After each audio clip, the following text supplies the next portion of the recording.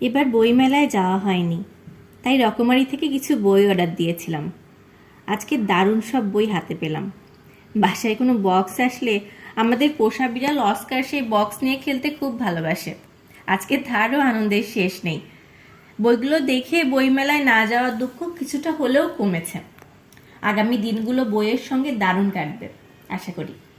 ভালো বই সম্পর্কে জানানোর জন্য আজকের ভিডিওটি করা। চলুন এবার বইগুলোর সঙ্গে আপনাদের পরিচয় করিয়ে দিই। প্রথম বইটা হচ্ছে সবার পরিচিত বই ইন্দুবালা ভাতের হোটেল, লিখেছেন কল্লোল লাহিড়ী।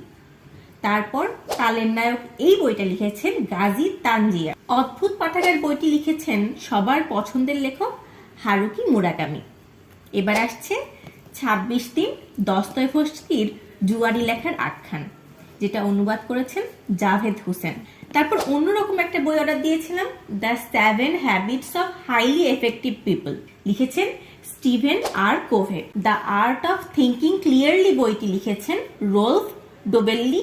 এবার রম্য উপন্যাস অপ্রিয়তমা লিখেছেন সোহেইল রহমান। তারপর আসছে হুমায়ুন আহমেদ পড়িও কিছু চিঠি, লেখক ডক্টর ইসমাত মির্জা। আরেকটি বই জলজ লকার, লিখেছেন মাহরি ফেরদৌস। শেষ বইটা হচ্ছে মাকতুব, লিখেছেন প্রিয় লেখক পাওলো কোয়েলহো। এই বইগুলোর মধ্যে আপনার কোনটি পড়া আছে কিনা অথবা কিনে পড়তে চান কিনা সেটা জানাতে পারেন কমেন্ট বক্সে।